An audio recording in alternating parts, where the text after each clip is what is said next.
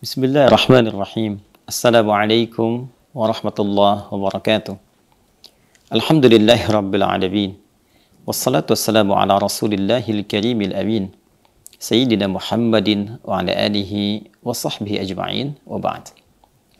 Saudara-saudariku, di era Nabi Muhammad SAW menyampaikan risalah Islam, terdapat beragam respon yang lahir dari aneka kelompok masyarakat pada saat itu. Ada di antara mereka yang beriman, menerima kebenaran risalah Islam, lantas memeluk dinul haq ini, dan mengerti tentang kedalamannya, rasionalitasnya, sehingga mampu mengamalkan nilai-nilai yang dibawa oleh Islam serta bimbingannya secara benar, terukur, dan meraih keberkahannya. Pun demikian, ada di antara mereka yang meragukan risalah yang dibawa oleh Nabi Muhammad SAW, sehingga masih menimbang antara mengikuti atau mengabaikannya. Di sisi lain, terdapat kelompok yang sama sekali tidak merespon ajaran Nabi atau dakwah yang Nabi sampaikan dengan kesan yang positif. Mereka cepat mengabaikan dan meninggalkan dakwah Nabi, bahkan juga disertai dengan tuduhan atau bahkan juga tantangan-tantangan yang melahirkan pergolakan-pergolakan tertentu sampai ke level yang bersifat menyakiti, baik verbal ataupun fisikal.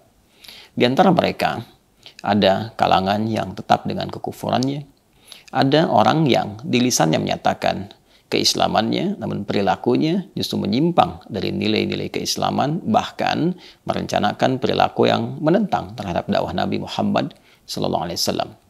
Dan menariknya, ada juga di antara mereka yang menyatakan keislamannya, namun masih labil dengan keislaman yang mereka deklarasikan itu, sehingga mudah terpengaruh, terprovokasi, bahkan kembali kepada keyakinan dan perilaku awal yang mereka pernah lakukan.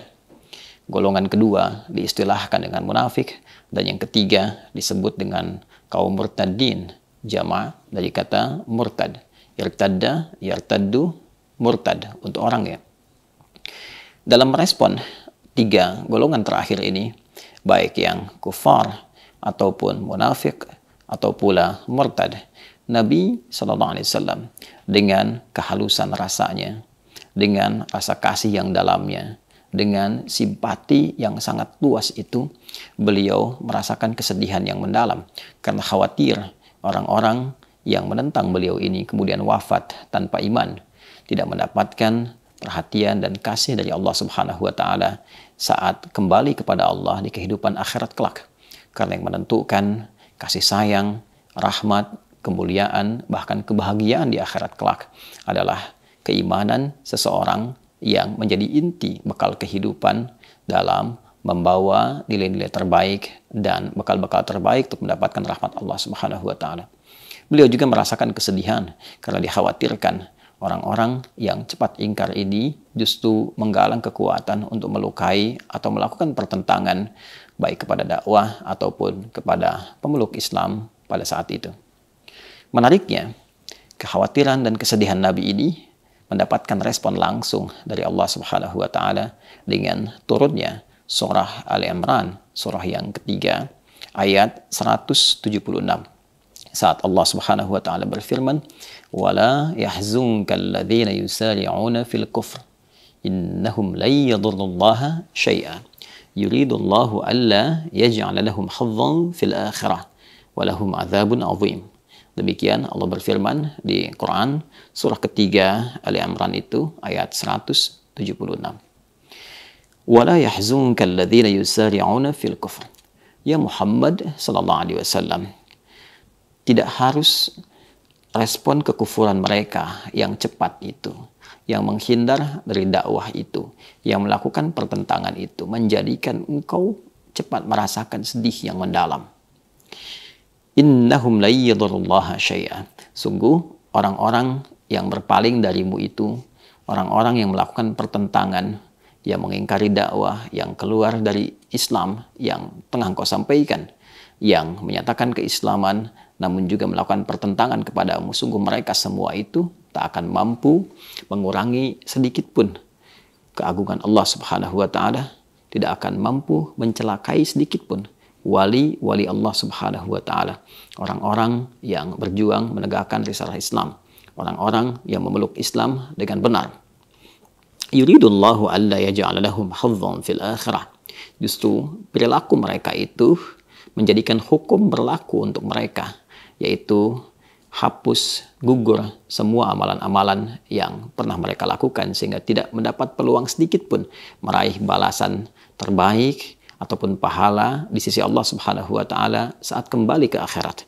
Walahum adzabun azim, dan disiapkan balasan yang setimpal untuk mereka berupa hukuman yang sangat berat. Saudara-saudariku, ayat ini memberikan kesan kepada kita bahwa dinamika respon dalam dakwah itu begitu beragam. Dinamika dalam menghadapi tantangan zaman itu begitu beragam.